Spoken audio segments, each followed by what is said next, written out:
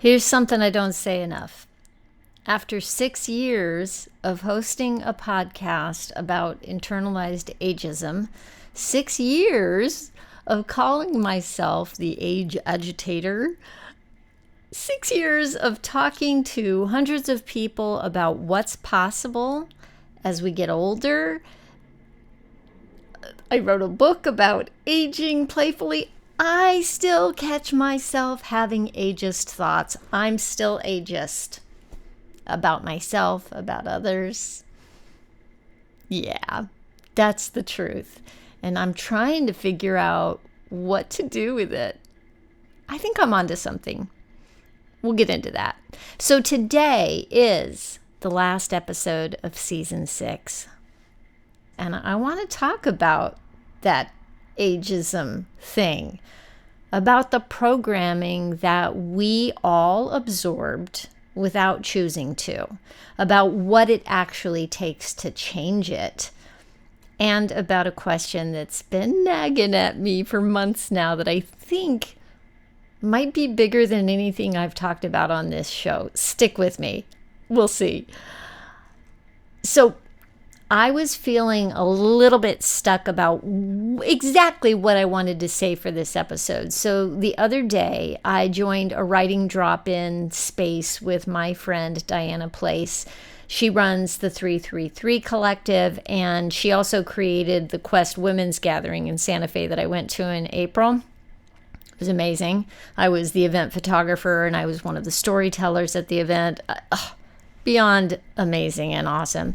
Anyway, I was a little bit stumped about the structure of what I wanted to say today. And so she randomly pulled a writing prompt from this deck that she has been working on. It's quite beautiful. It's full of writing prompts. It's called Aha Stories, I believe. And it was like magic. It cracked open exactly what I wanted to talk about today. I'll put a link where you can find Diana in the show notes. So go there after this is over. So this is what the prompt said. Are you ready for this? And try it yourself, actually. Okay, are you ready to write this down? Can you remember a moment when you said yes to something without knowing where it would lead and felt your life begin to open or shift? And I thought, yeah, I can. Several times, actually, moving to New York in my mid-20s to chase my dreams of being an actress in the theater, walking away from the theater once I became a mom in my late 30s, and then picking up a camera for the first time in my 40s and becoming a photographer. That shift, by the way, from actress to photographer took about 5 years, and I felt quite tortured for a lot of it because I didn't know what I wanted to be when I grew up. And before that, all I ever wanted was to be an actress, so I always had a focus. Anyway, and then the one I want to talk about today, the time where something opened and shifted because I took a step into something that I didn't know where it was going to lead. Yeah, it was saying yes to this podcast. And I want to talk about what that yes opened up. And I'm not talking about the highlight reel. I'm talking about the real version, including the part I'm still working on. When I started this podcast, I took a minute and I asked myself, well, how am I going to know if it's successful? Is it like the number of downloads? Is it going to be because I have brand deals or partners, wanting to advertise on the podcast? Is it fame and fortune? I decided no. I decided that the actual success was going to be from the doing of it, from who I would have to become in order to produce a podcast on a weekly basis. So the question was, who would I have to become? And it turns out I became a lot of people I didn't expect. I became someone who gets on camera. For the first 5 years, this podcast was audio only, and frankly, I was afraid to go on camera, and that fear felt like I didn't even consider it. It was that big. So when I did get on camera for the first time, it started with silly reels on Instagram, lip syncing songs from my youth, like from The Cure, with filters that made me practically unrecognizable. I had like a nose ring and pink hair, the first one. It was actually kind of fun. It took me back to my performance days, so that was cool.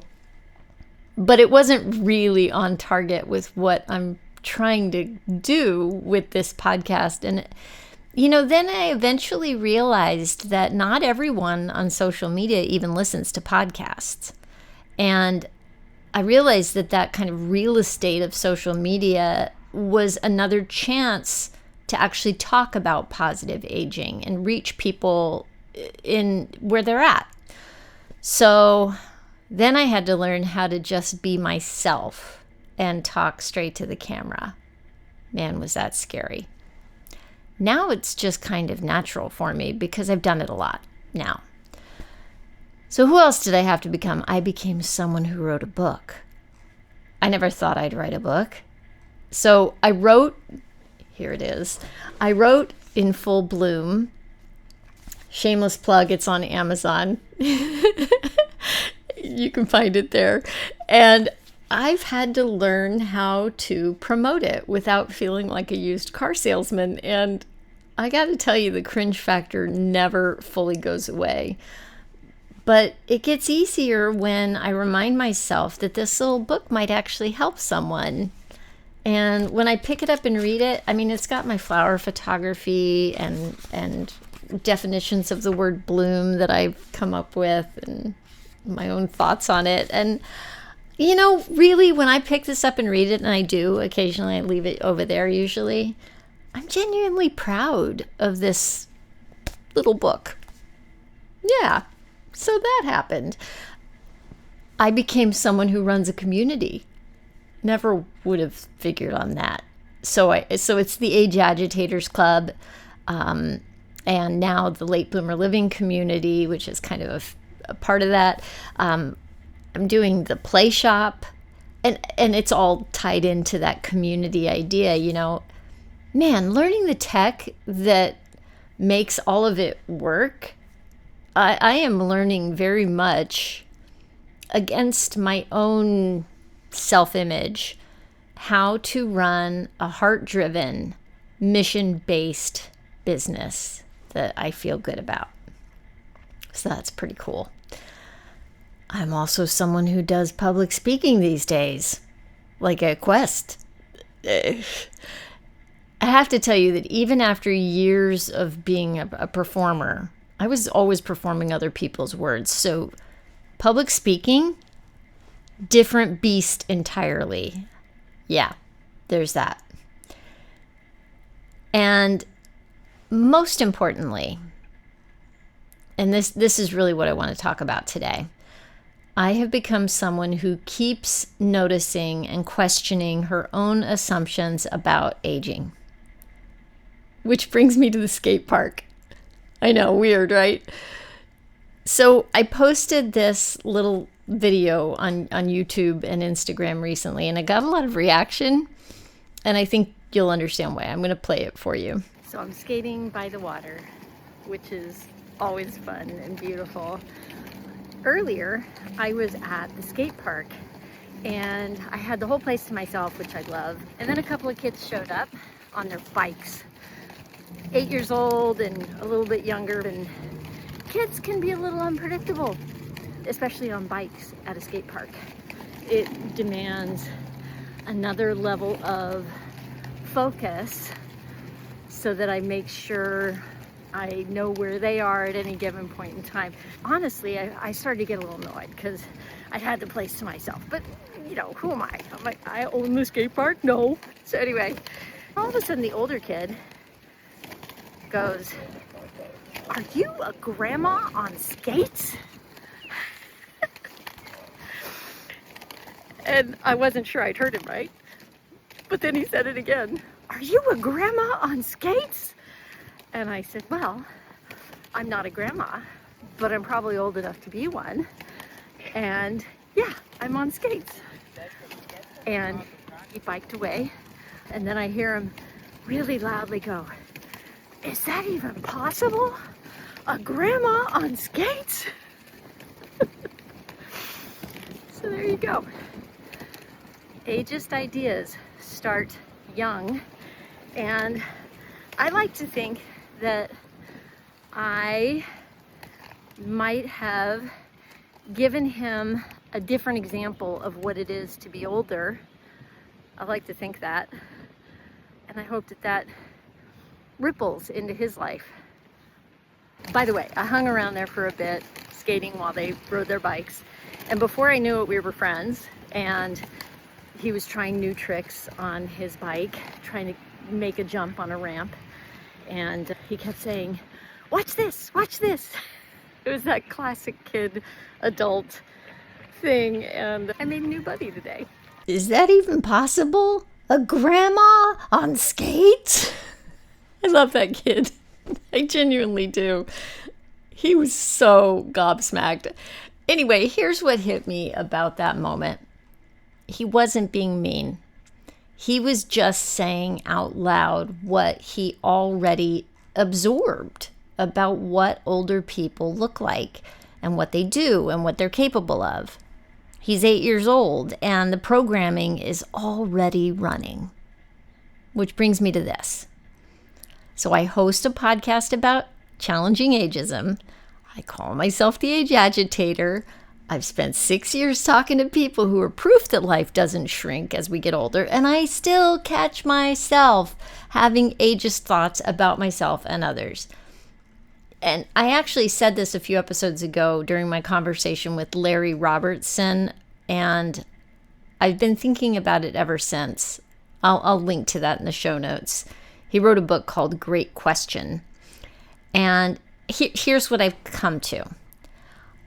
I don't think that we should be surprised when that happens or be ashamed. We were all raised in an ageist culture. We absorbed assumptions and are absorbing them all the time, by the way, about what it means to get older. It's in, oh my gosh, it's everywhere. It happened to us before we were even aware to question it. We may never have questioned it. It was just everywhere. The messages in movies and advertising. Oh my goodness. Have you really looked at advertising? Start looking at it. Full of ageism. Anti-aging this, anti-aging that. It's relentless. It was in the way adults around us talked about getting old, like it was something to dread or deny. And we didn't choose to absorb those beliefs. They just got in. So when I catch myself thinking something like, isn't it a little bit late? Or maybe that's for someone younger. I've learned to recognize that that's not the truth speaking. That's the programming. And here's the thing about programming. You can't change what you can't see.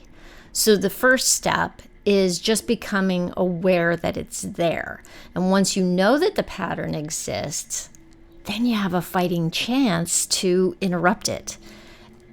And then, and this is where Larry Robertson's work really landed for me, you start asking better questions. Maybe you don't ask, is it too late? But you could ask, what would be possible if I tried? Or just simply, what if I tried?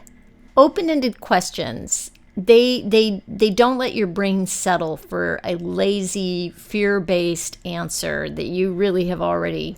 Sometimes when we ask questions, we've actually already answered the question for ourselves. So asking yourself questions that actually leave some room for possibility, they push you to actually look for possibility. It's very powerful. And I'm not going to stand here and tell you I've cracked this. I haven't. I still have moments where the old programming just runs the show before I even notice, but I notice faster now and I question it more. And honestly, that might be the whole game. Not eliminating the thought, just not letting it drive. And if a kid on a skate park sees a woman in her late 50s flying around on roller skates and has to ask whether or not that's even possible, Well, I like to think I gave him another data point, and maybe that ripples on into his life. Maybe it doesn't, but I showed up anyway, and I was having fun doing it. So, big win. This also, this brings me to this question that has been nagging at me. A few months ago, I saw a reel, and I wish I could find it. It really stopped me in my tracks. And the idea was simple, that older women might be one of the most underutilized forces for change that we have right now. I mean, think about it. Many of us have more time than we did in our 30s. We're not in the trenches of active parenting if we're parents. Many of us have more financial resources than we did when we were younger, when we were building the career and raising the family at the same time. Not all of us. I mean, I know there are women listening who are still struggling financially. That's me, by the way. And that's real too. But broadly, we have something a lot of younger people don't have yet. Time, resources, and frankly, zero patience left for nonsense. And we have something else. We've lived long enough to see through the stories that we were told about what women are supposed to want, about what aging is supposed to look like, about who gets to take up space and make noise and matter. We've done the work of noticing the programming, and some of us are actively questioning it, and that puts us in a position that is genuinely rare. So here's the provocation I want to leave you with going into the summer. What if it is actually up to us? What if we could make it fun? And I'm not saying we have to save the world, but we might be the ones best positioned to try. I don't have this fully figured out yet or worked out. That's actually kind of the point of taking a break, but I wanted to plant the seed because I think this is a thread that's worth pulling on. So you could probably expect to hear a little more about that in season 7, maybe. Before I go, too, I really want to say something about the Play Shop because it connects directly to everything that I've been talking about today. I know that may not seem like it does, but it does. You might have noticed that I have been leaning into talking about curiosity and playfulness a lot this year. And here's the honest version of how it started. I love this work, doing this podcast, doing photography.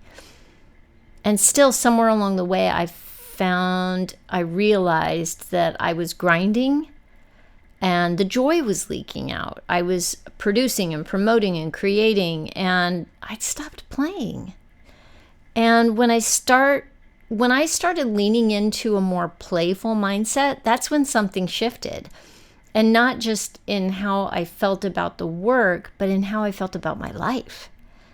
And here's what I've come to believe. A lot of us, especially women who've spent decades being productive, being useful, being responsible, we've quietly tied our self-worth to our output, to what we produce, what we accomplish, what we check off the list.